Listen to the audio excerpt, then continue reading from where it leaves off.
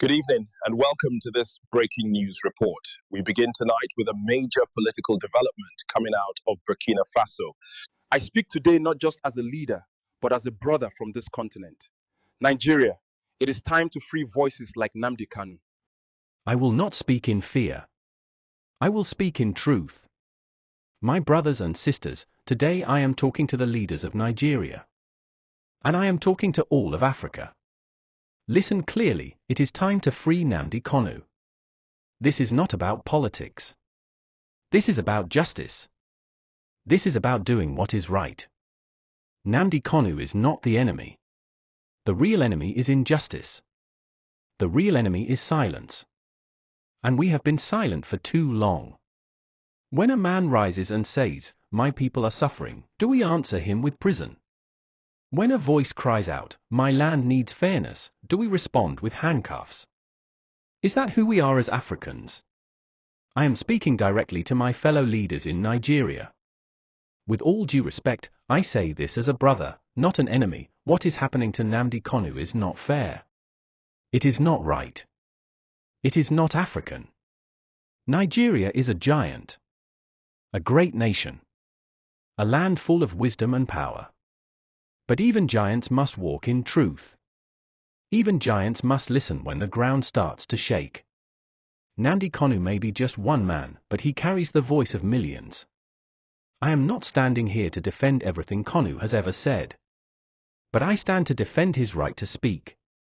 If we start jailing every voice that rises from the people, then we are no better than the oppressors we once fought against.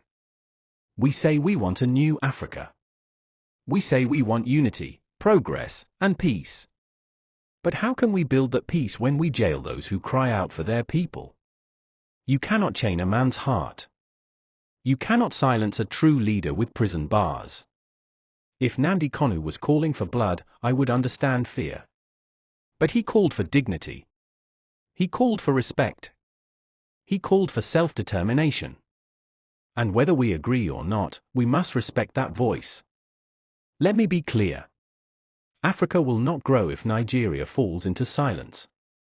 If Nigeria chooses force over dialogue, chains over justice, then the rest of us will suffer too. Because Nigeria is a leader, and leaders must lead by example. Your people are watching. Your youth are listening. What do we want them to learn? That speaking up will bring pain? That standing tall will bring prison? No. We must teach them that Africa is rising, not just in money or roads, but in freedom, in justice, and in the power to speak without fear. To President Tinubu, to the Nigerian government, I say this again, I speak with respect. But I speak the truth. Free Nnamdi Kanu, free him now. Not just because people are watching, but because your heart knows it is the right thing to do. He has been in custody too long. His people wait. His family waits. Africa waits. Do not turn a deaf ear to your own people. We must not become the chains we broke. Let the man return to his people. Let peace return to your land. Do not fear his voice, speak with him. This is how we build a strong Africa. Not with prisons, but with truth. Many people speak his name. Some call him a troublemaker. Some call him a separatist. But I, Captain Ibrahim Traoré, call him something different. I call him a voice of the people. I call him a symbol of struggle. I call him a true African who refused to stay silent. We must ask ourselves a simple question: who is Nnamdi Kanu really? Is he the enemy, or is he a reflection of pain that no one wanted to see? A reflection of a wound that never healed. This is a man who saw his people crying and said, "I will speak." He did not run to another country to hide. He came home, again and again, even when it was risky. Even when he knew prison was waiting. That is not the act of a coward. That is the act of a man who believes in something bigger than himself. This is a man who saw his people crying and said, "I will speak." He did not run to another country to hide. He came home, again and again, even when it was risky. Even when he knew prison was waiting. That is not the act of a coward. That is the act of a man who believes in something bigger than himself. Some say he wants to divide Nigeria. But I say he wants Nigeria to listen. And if the country truly listens, it will not break. It will become stronger. You do not break a nation by talking. You break a nation by refusing to hear. Nnamdi Kanu did not pick up a gun. He picked up a microphone. He picked up ideas. He picked up words. Are we now saying that words are more dangerous than corruption? Than bad leadership? Than silence? He stood up for his people. And yes, when a man stands up, he may speak things that are hard to hear. But that is what real leaders do. They speak the hard truths. They challenge the system. They shake the table when the table is full of injustice. Was Mandela not once called a terrorist? Was Sankara not called a rebel? Was Nkrumah not seen as a troublemaker? But history proved them right.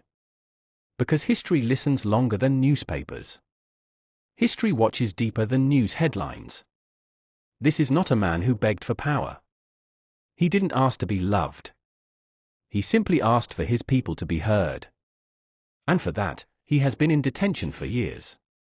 For that, he has been cut off from his family, his people, his mission. But even in silence, Nnamdi Kanu still speaks. His name still carries weight. That is the sign of a real leader. You can jail the body, but not the spirit. You can shut his mouth, but not his message. You don't have to agree with every word he says. But you must agree with his right to say it. That is democracy. That is freedom. That is Africa. Some people fear him.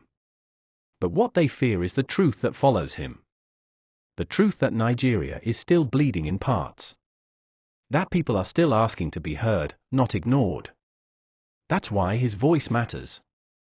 I am not Biafran. I am not Nigerian. I am African. And as an African, I say this: when one of us is silenced, all of us lose something. When one voice is jailed, we all lose a piece of our freedom. Let us stop acting as if listening is weakness. It is not. Listening is power. Dialogue is strength. Freedom of speech is the road to real peace. Not fear. Not force. Not prison. This generation is watching. They want to see if Africa has changed. If we are still in chains, or if we are finally ready to stand together, speak freely, and walk boldly into the future. I have spoken about the truth. I have spoken about the man. Now, I will speak about what must be done. And I say it with no apology: the Nigerian government must free Nnamdi Kanu. This is not a request. This is not a whisper in a corner. This is a direct call from one African leader to another. From a brother to a brother. From a government that believes in justice to one that must now show it. You cannot hold a man forever just because his voice is loud. If the justice system is truly fair, then why is the case still going on with no end in sight? If a man is guilty, prove it quickly. If not, let him go. But this delay, this silence, this fear, must end. Justice delayed is justice denied. And when justice is denied for one, it becomes a danger for all. If it can happen to Nnamdi Kanu today, it can happen to anyone tomorrow. That is why this must stop. I am speaking to President Bola Ahmed Tinubu today. I speak as a fellow leader. As a fellow African. As someone who wants peace in this continent. You have the power. You have the pen. You have the choice. Release him. Do not be afraid of what the world will say. Be more afraid of what your people will feel. Because when a people lose trust in their leaders, the country becomes weak from inside. And that is what we must avoid. What kind of future are we building if those who speak for the people are treated like enemies? What kind of democracy are we practicing if freedom of speech comes with a prison sentence? Freeing Nnamdi Kanu is not weakness. It is strength. It is proof that Nigeria is not afraid of dialogue. It is proof that Nigeria is not afraid of growth. It is proof that Nigeria still believes in justice for all, not just the powerful. I am not Igbo. I am not Nigerian. But I am an African. And I will always speak when one of my brothers is being broken by a system that should protect him. I will always rise when justice falls. President Tinubu, history is watching you. Not just your people, not just Africa, the whole world. You have a chance to be remembered as the man who chose peace, who chose dialogue, who chose fairness, when others chose fear. If we want a strong Nigeria, we must heal its wounds.